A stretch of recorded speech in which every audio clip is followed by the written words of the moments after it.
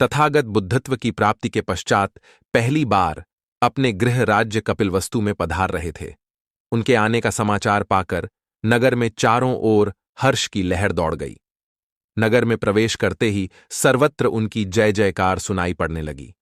महाराज शुद्धोधन को जैसे ही गौतम बुद्ध के आने का समाचार मिला और पता चला कि उनका पुत्र भिक्षु होकर अपने ही राज्य में भिक्षा पात्र हाथ में लिए भ्रमण कर रहा है, तो उनका हृदय हाहाकार कर उठा। वे व्याकुल हो उठे। वे स्वयं गौतम के सम्मुख पहुंचे और बोले, पुत्र, हम प्रतापी क्षत्रिय वंशज हैं। हमारे वंश में किसी ने भी इस प्रकार भिक्षा नहीं मांगी। तुम मेरे साथ राजभवन चलो। तथागत बोले, महाराज, आप क्षत्रिय वंशी योद्धा हैं। आपका जन्म उसी वंश में हुआ है, परंतु मेरा जन्म बुद्ध वंश में हुआ है। यही मेरी वंश परंपरा है। फिर भी पिता होने के कारण मेरा कुछ तो तुम पर अधिकार है पुत्र। क्या मेरी इतनी इच्छा भी पूरी नहीं करोगे कि तुम अपने शिष्यों सहित राजभवन में चलकर भोजन करो? शुद्धोधन ने अश्रु बहाते हुए कहा। राजा के आग्रह पर तथागत सभी भिक्षुओं के साथ राजमहल में पधारे। सभी को प्रेम से भोजन कराने के उपरांत राजा ने तथागत से पूछा, पुत्र, तुमने तो संन्यास ले लिया, परंतु हमारे बुढ़ापे का सहारा अब कौन बनेगा? क्या अपनी पत्नी, पुत्र और माता पिता के प्रति तुम्हारा कोई कर्तव्य नहीं है? क्या यह अकर्मण्यता और जीवन से पलायन नहीं है? तथागत ने उत्तर दिया, महाराज, न तो यह जीवन से पलायन है और न ही अकर्मण्यता। मैंने तो प्रारंभ में ही करुणा और प्रेम का मार्ग अपनाया है। अपने शिष्यों को भी मैं यही उपदेश देता हूं। जो केवल अपने सुखों तक सीमित रहते हैं वे स्वार्थी हैं। समस्त जीवों से प्रेम करना जीवन की उत्तम सार्थकता है।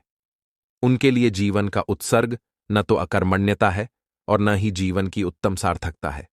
न तो अकर्मण्यता है और न ही जीवन में पलायन। सभी से प्रेम करना जीवन का सर्वाधिक उच्च कर्म है। तथागत का उपदेश सुनकर महाराज शुद्धोधन समझ गए कि उनके सम्मुख बैठा व्यक्ति अब कोई साधारण युवराज नहीं है। वह बुद्ध है और समस्त संसार ही अब उसका घर है।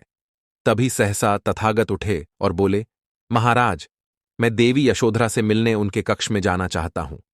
ऐसा कहकर वे चल दिए। यशोधरा को पता था कि उसके पति राजमहल में पधारे हैं, परंतु वह उनसे मिलने नहीं गई थी। वह मान किए बैठी थी।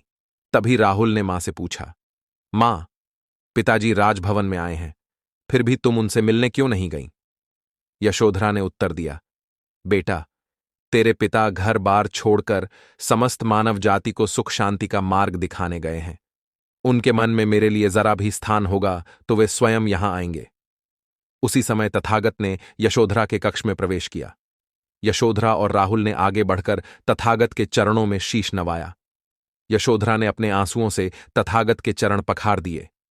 बरसों का थमा बादल मानो फट पड़ा था। तथागत बोले, उठो यशोधरा, मन को शांत करो। तुम्हारा त्याग महान है। तुम्हारे इस त्याग के कारण ही मैं शाश्वत सत्य को पाने में सफल हुआ हूं। इस त्याग के कारण ही तुम महान हो। उठो, मुझे भिक्षा नहीं दोगी? यशोधरा उठी और राहुल का हाथ पकड़कर बोली, प्रभु, आप भिक्षुक बनकर मेरे द्वार पर आए हैं। मेरे पास देने के लिए आपका यह पुत्र राहुल है। इसे स्वीकार कीजिए। तथागत बोले, मैं कृतज्ञ हुआ यशोधरे, तुम्हारी यह भिक्षा मुझे स्वीकार है। कहकर वे मुड़े और राहुल को साथ लेकर बाहर की ओर चल दिए। राजमहल से निकलकर एक बड़े जनसमूह को संबोधित करते हुए बुद्ध ने कहा, भिक्षुओं, मनुष्य के लिए धर्म और संघ के अतिरिक्त कोई अन्य उत्तराधिकार नहीं है। वही उत्तराधिकार मैंने अपने पुत्र राहुल को दिया है और वही मैं तुम सभी को देता हूं। वहां उपस्थित सभी लोगों ने बौद्ध धर्म स्वीकार किया। भगवान बुद्ध ने उन्हें उपदेश दिया। सभी ने गौतम बुद्ध की जय जयकार की।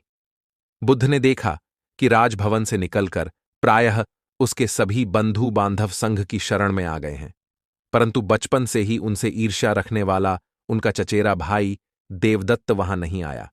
वह आज भी उनसे द्वेषभाव रखता है। बुलाने पर ही वह आया और बौद्ध भिक्षु बन गया। उसके मन में जो मंथन चल रहा था, भगवान बुद्ध उसे अच्छी प्रकार से जानते थे। फिर भी उन्होंने उसे संघ में सम्मिलित कर लिया।